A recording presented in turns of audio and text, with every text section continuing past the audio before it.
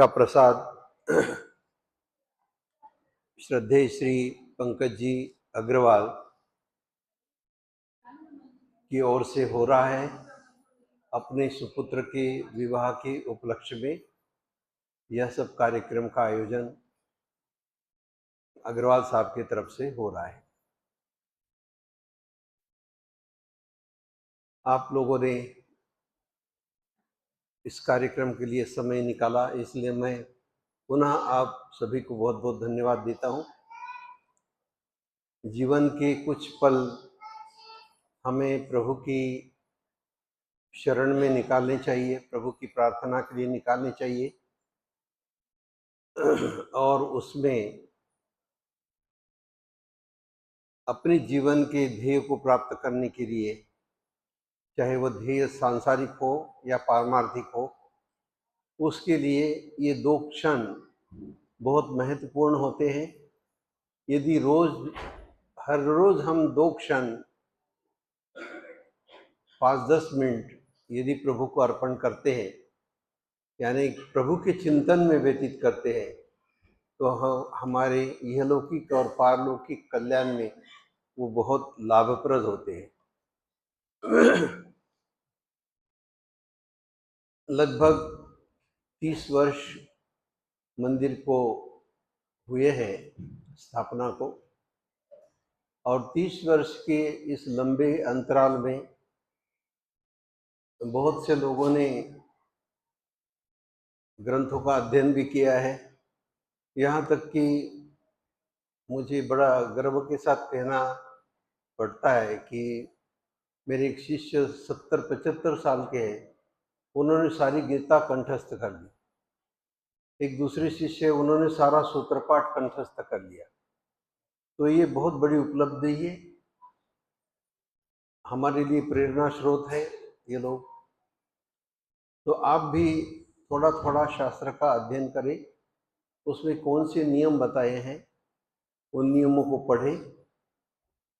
सबसे महत्वपूर्ण यह है कि किसी भी कार्य की हम शुरुआत यह समझ करके करें कि यह हमें प्रतिदिन करना है।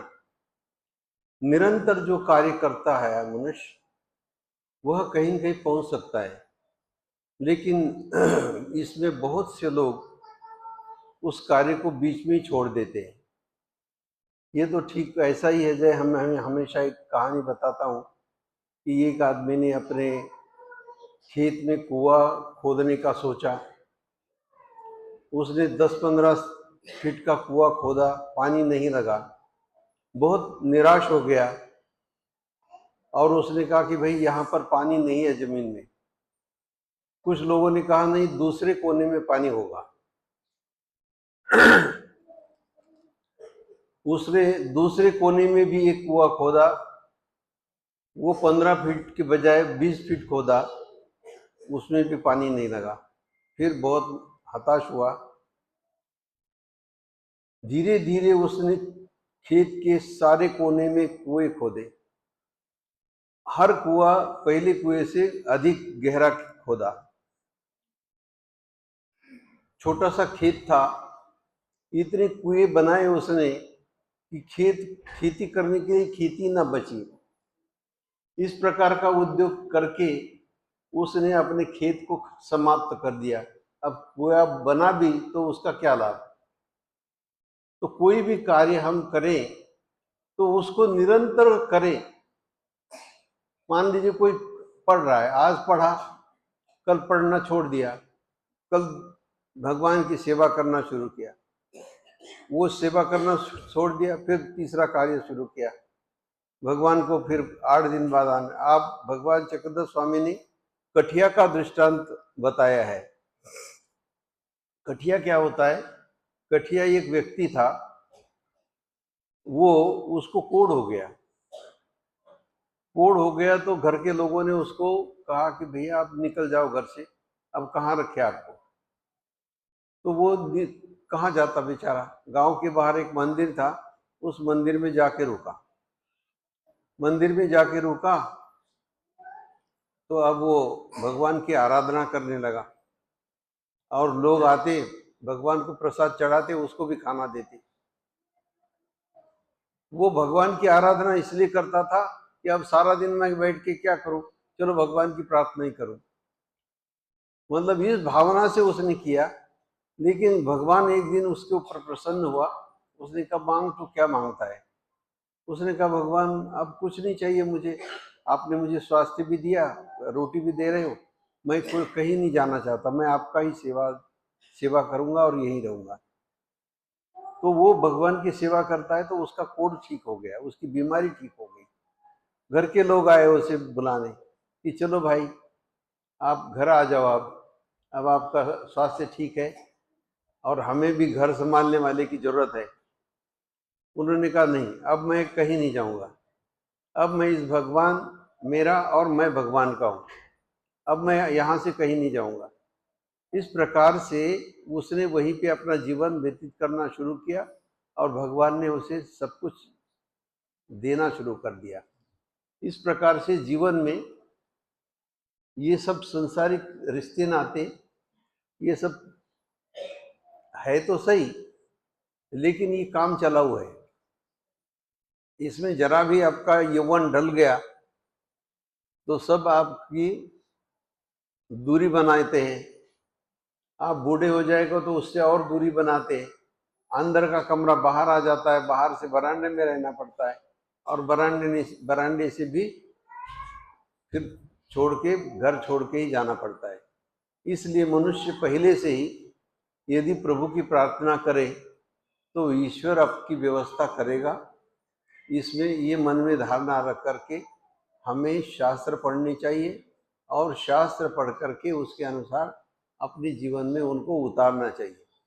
तो शास्त्र पढ़ने का एक लाभ होता है कि उसमें जो नियम बताए हैं सारे तो नियम हम कर नहीं सकते, उसमें से कम कुछ नियमों का पालन हम कर सकते हैं।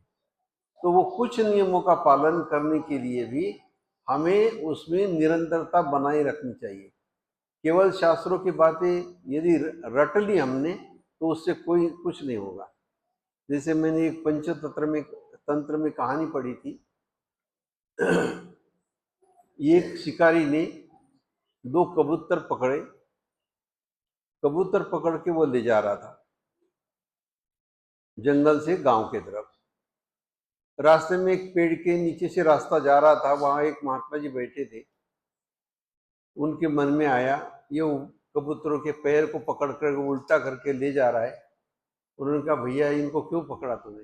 उन्होंने कहा मार के खाऊंगा अब इनको। कहा भैया ऐसे मत कर, थोड़ा सा दया धर्म अपने पास रखो।